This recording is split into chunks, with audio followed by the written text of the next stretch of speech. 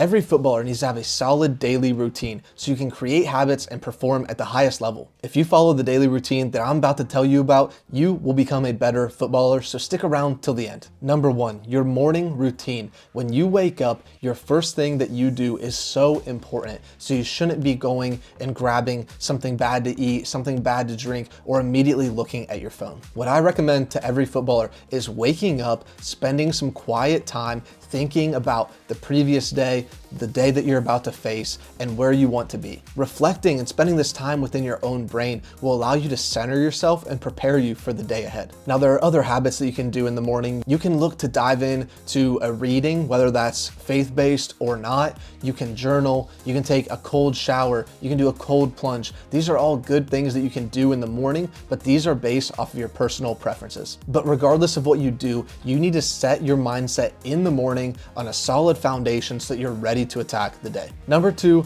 breakfast. And this is something, again, as you get up in the morning and as you start your day, if you go about it and you eat a high sugar meal or you don't eat anything at all, you're setting your day up for failure. Your breakfast should include high protein sources. For me personally, I have a turkey bacon, egg, and avocado English muffin. It's a great way to start the day. It gives your body what it needs, and it doesn't spike your blood sugar. It doesn't make your body react in a negative way. You set a solid foundation so that your body can perform later throughout the day. At number 3, working out. And I put this in the morning because it's so important to work out and to move in the morning. It doesn't mean that you need to hit the gym and bench press 300 pounds. It means you should find some sort of movement, some sort of stretching. For you specifically, maybe you're the type of person that has very little energy in the morning and that's just who you are. And that's okay. Maybe you can just put some yoga on the TV, do 10 minutes, or maybe it's just stretching. You sit there and get your body moving, get your body loosened up to start the day. Now, if you have the energy, doing calisthenics, doing plyometrics, doing some athletic sort of weightlifting could be very beneficial to you as well. But whatever your preference is, again, you should just get your body moving. And if that looks like for you going on a 5-mile run, if that's your thing, then go for it. All right. If that clears your mind and that's a good morning routine for you, then you should do that if it sets your day off right. Next up, you need to set your habits. I would assume for most of you watching this that you're going to school or you have a job, you have something that takes up the vast majority of your day. So throughout your day, of course, you're going to have those obligations, but can you work in little habits that are going to support your goals? Can you work in a healthy meal at lunch? Can you work in a little bit of movement or stretching on a break that you might have? And then once you get done with your day, whatever it is, school or work, getting home, if you don't have training that night, if you're in the winter or you're in the summer and it's an off season for you, you need to get some touches on the ball. So can you juggle? Can you get some dribbling in? Can you get some passing in using a rebounder? Or if you're an attacker, work on some finishing. But setting those habits and having a routine for your day will allow you to reach your goals and achieve success. So if you have these habits every single day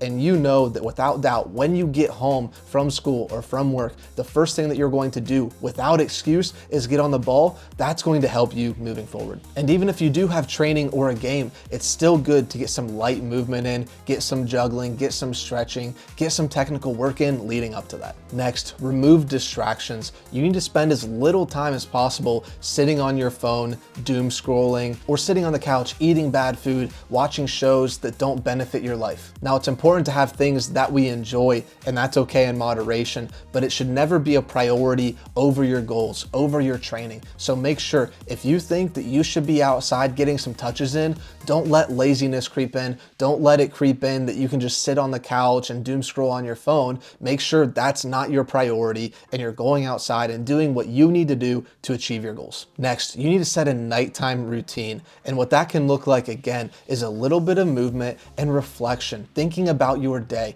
What was good about your day? What was bad about your day? And what can you do to solve that moving forward? That reflection is going to give you a very clear picture of what you want that next day to look like, whether it's the same or different. So make sure you reflect on the day. Additionally, make sure you get a good meal in and you're not eating at 9 or 10 p.m. Get a solid meal in to set that foundation to be successful on your next day. Now, lastly, and one that is often overlooked, is sleep. Okay, you need to be getting 8 hours of sleep. If you're getting 7.5 hours, find a way to get another half hour. If you are doing what you should be doing from a training aspect, that means you're putting in a lot of work, a lot of effort physically. Your mind and your body need a rest so that it can build, strengthen, and improve to be ready for the next day. If you do not get the proper amount of sleep or the right nutrition and hydration, then all of that work you put in is going to stockpile and take a toll on your body. So you need to give yourself a chance to rest. So if you're losing an hour of sleep because you're stuck on your phone scrolling TikTok or whatever it is, cut it out. Cut it out. Put your phone away, put it in a different room if you need to, but make sure you don't forget to prioritize your sleep. Now, if you made it this far, make sure you like and subscribe because I post weekly content that'll help you become a better footballer. And while you're here, also comment down below. Let me know which of these things you struggle with the most. Thank you. Catch you in the next video.